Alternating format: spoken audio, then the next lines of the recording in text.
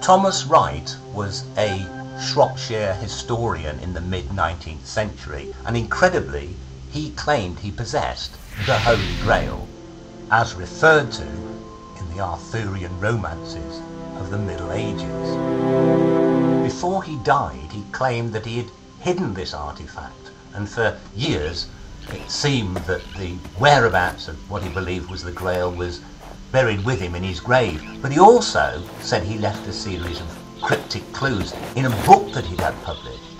Specifically, the clues were on the title page of the book. Now, at the bottom of the page, there were a series of Roman numerals, and these Roman numerals, it turned out, referred to psalms in the Bible, each one leading to a new location on a trail. On the last page of the book, there was an illustration of a medieval castle that still exists in Shropshire called the Red Castle. This, it seemed, was the place to start the search. From where I stood by the Red Castle, I consulted the next clue that Thomas Wright had left, and it said, "Lead me to the rock that is higher than I." Well, there was only one rock in the area higher than me, and on top of it there stood this ruined archway. The archway stood on top of this really high hillside, surrounded on three sides by sheer cliffs.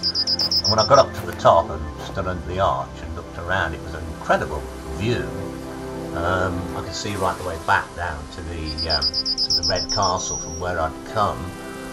But the next clue read, "For he hath looked down from the height of his sanctuary." So I looked down below where the arch was, and there I discovered the concealed entrance to what seemed to be some sort of man-made tunnel or series of caves.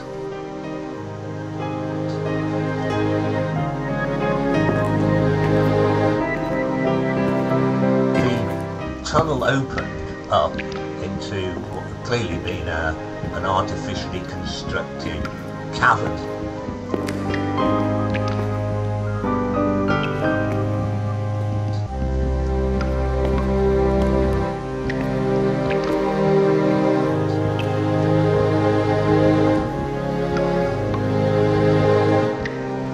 And there was passageways going off in all directions, so basically I followed down one of the passageways into the darkness.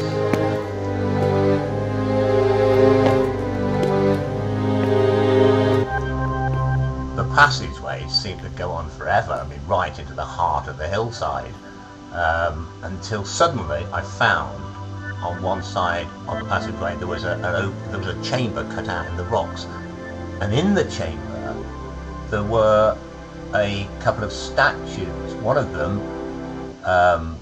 appeared to be an eagle minus its head, and the other one that was there, obviously part of the set, was a lion.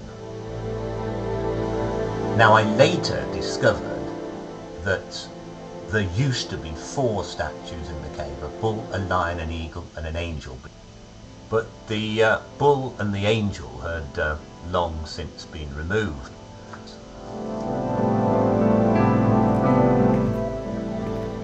I continued further into the hillside, and it just went down deeper and darker. Just as I thought there was going to be absolutely no end to this passageway, I finally saw light at the end of the tunnel.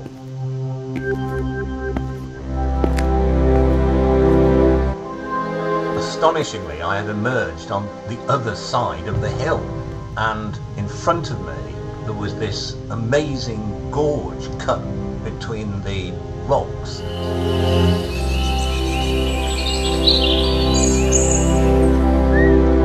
I followed it downwards as it cut its way through incredibly high cliffs on either side, and discovered that it eventually came out at the bottom of the hillside.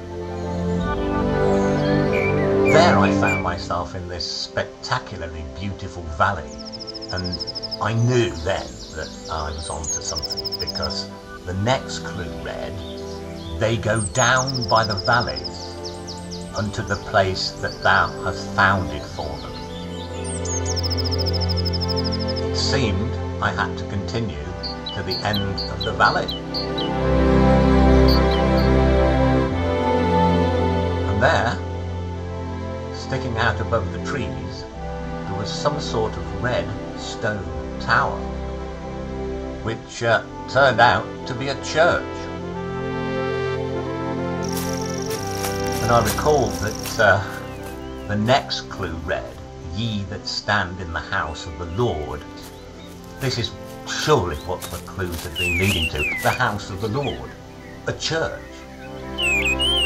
Astonishingly, the next four clues seem to be telling me exactly what to do. The first of them, "Open to me the gates of righteousness, and I will go into them." Surely that meant go into the church.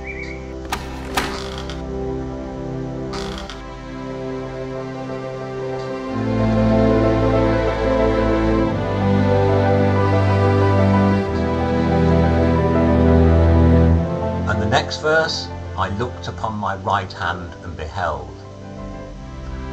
And the next verse, "Unto thee I lift up mine eyes." So I looked up, and there in front of me was a stained glass window. The window depicted the four gospel writers: Matthew, Mark, Luke, and John. The penultimate clue read, "Thou art my hiding place." And the final verse read, "I will take the cup of salvation."